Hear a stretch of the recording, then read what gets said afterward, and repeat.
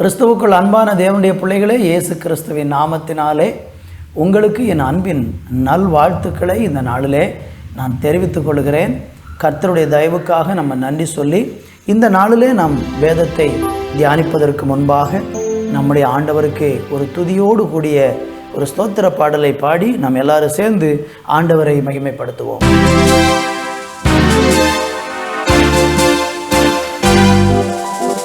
எனது மணவாளனே, என் இதய ஏக்கமே, இனியவர் இயேசையா, உம்மைத்தான் தேடுகிறேன், நான் உம்மைத்தான் நேசிக்கிறேன். எனது மணவாளனே, நாமும் சொல்ல சொல்ல உள்ளமெல்லாம் துள்ளுதையா, நாமும் சொல்ல சொல்ல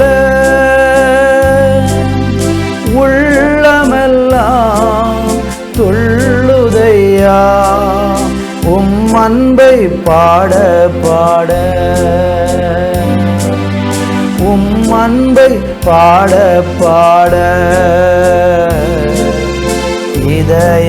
இதயமெல்லாம் இனிக்குதையா, இதயமெல்லாம் இனிக்குதையா. எனது மணவாளரே, என் இதய ஏக்கமே, இனியவர் இயேசையா, உம்மைத்தான் தேடுகிறேன், நான் உம்மைத்தான் நேசிக்கிறேன், நான் உம்மைத்தான் தேடுகிறேன்.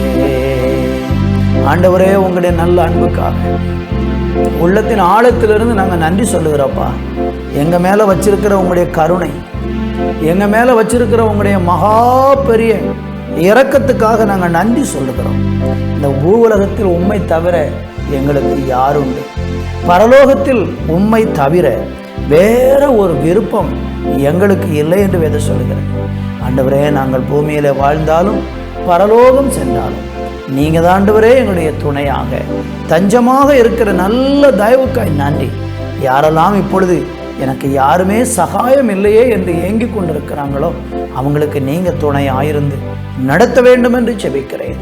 அப்படி செய்கிற நல்ல கிருபைக்காய் நன்றி, இயேசு கிறிஸ்துவின் நாமத்தில் பிதாவே, ஆமேன், ஆமேன்.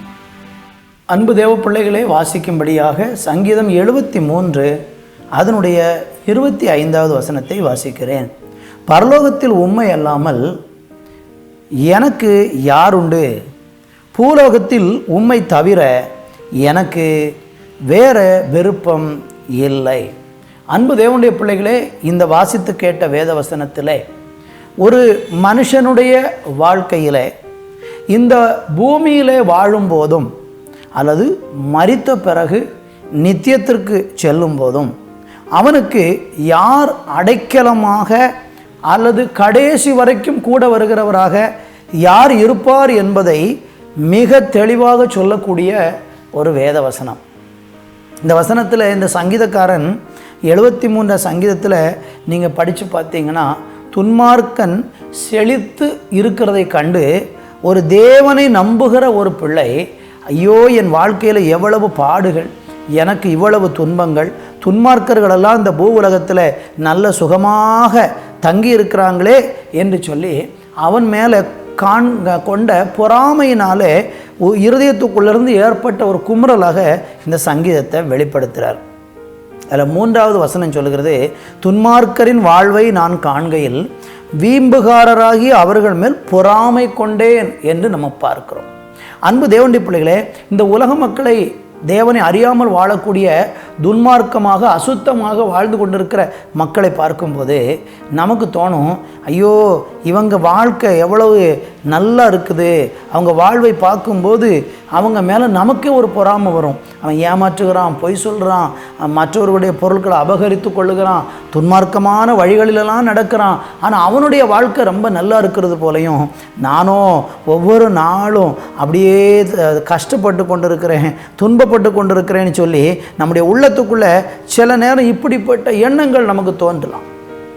ஆனால் ஆண்டவர் அந்த சங்கீதத்தில் அந்த துன்மார்க்கனுடைய முடிவை ஆண்டவர் அவனுக்கு அழகாக அந்த சங்கீதக்காரனுக்கு வெளிப்படுத்தி காண்பிக்கிறார். அங்கே சொல்லும்போது அவர் சொல்கிறாரு, நாள்தோறும் நான் வாதிக்கப்பட்டும், 14 வசனத்தில், நாள்தோறும் நான் வாதிக்கப்பட்டும் காலைதோறும் தண்டிக்கப்பட்டும் இருக்கிறேன். துன்மார்க்கன் வாழ்ந்திருக்கிறான், நான் துன்பப்பட்டு கொண்டிருக்கிறேன் அப்படின்னு சொல்லி இந்த மனுஷன் சோர்ந்து போகிறதை பார்க்குறோம். ஆனால் ஆண்டவர் அவனுடைய முடிவை அவனுக்கு காண்பிக்கிறார், அந்த துன்மார்க்கனுடைய முடிவை காண்பிக்கிறார்.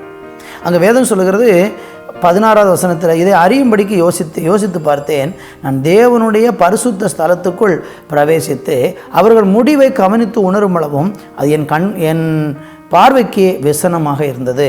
18வது வசனத்தில், நிச்சயமாக நீர் அவர்களை சறுக்கலான இடங்களில் நிறுத்தி பாழான இடங்களில் விழப்பண்ணுகிறீர். பார்த்தீங்களா, துன்மார்க்கனுடைய வீழ்ச்சி முடிவு பயங்கரமாக இருக்கும், அவன் நிலைக்க முடியாது, அவன் விழுந்து போவான் என்று வேதம் சொல்லுகிறது.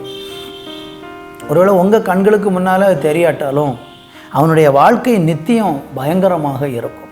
இதெல்லாம் உணர்வடைஞ்ச உடனே அந்த சங்கீதக்காரர் உடனே சொல்கிறாரு, ஆண்டவரே பரலோகத்தில் எனக்கு உண்மை அல்லாமல் யாருண்டு, பூலோகத்தில் உண்மை தவிர வேற எனக்கு ஒரு விருப்பம் இல்லை அப்படின்னு சொல்லி தேவனை அவர் அதிகமாக நேசிக்கிறார். என் அன்பு தேவனுடைய பிள்ளைகளே, உங்கள் வாழ்க்கையிலையும் கூட நீங்கள் இப்படியெல்லாம் யோசித்து சில நேரம் மனம் தளர்ந்து போய் இந்த நீங்கள் ரட்சிக்கப்பட்டதை குறித்தே உங்களுக்கு ஒரு கலக்கமும் ஒரு கவலையும் வந்திருக்கலாம். ஆமேன். இந்த நாளில் கர்த்தர் சொல்கிறாரு, ஸ்தோத்திரம், பரலோகத்தில் அவரை அல்லாமல் நமக்கு யார் உண்டு? இந்த பரலோகத்திலையும் பூலோகத்திலையும் நம்ம எப்போவுமே நமக்கு உதவி செய்யக்கூடிய ஒரே ஒரு தெய்வம் இருக்கிறார் என்றால் அவர் என் ஆண்டவராகிய இயேசு கிறிஸ்து மட்டும்தான். அதனால் இந்த பூமியோட எல்லாம் முடிந்து போனது, அதுக்கப்புறம் வாழ்வே இல்லைன்னெல்லாம் யோசித்து கொண்டு நீங்கள் உங்கள் வாழ்க்கையை பாவத்திலும் அசுத்தத்திலும் கழித்து உங்கள் எதிர்காலத்தை கெடுத்து விடாதீர்கள்.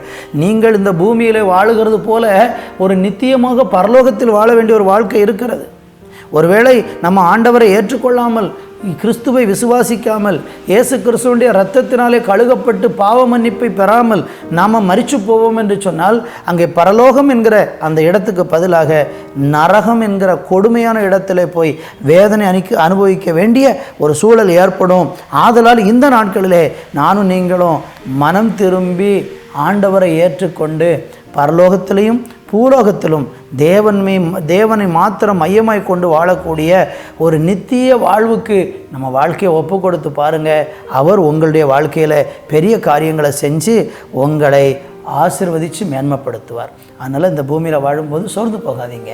துன்மார்க்கர்கள் சிலப்போ வாழ்ந்து செழித்திருக்கிறது போல் இருக்கும், ஆனால் ரொம்ப நாளாக நீடிக்க மாட்டாங்க. அவங்க வாழ்வை திடீரென்று அவங்க விழுந்து மடிந்து நொறுங்கி போய் விடுவாங்க.